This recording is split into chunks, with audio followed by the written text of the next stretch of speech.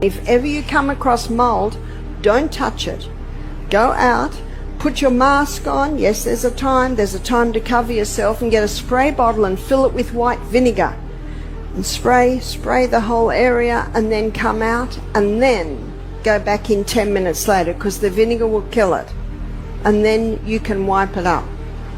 So be very careful, because we can get exposed to mold through our skin, through our breathing areas, through noses, and also it can be ingested, swallowed in. And it's a toxic poison. It's not often viewed as a toxic poison, but it absolutely is.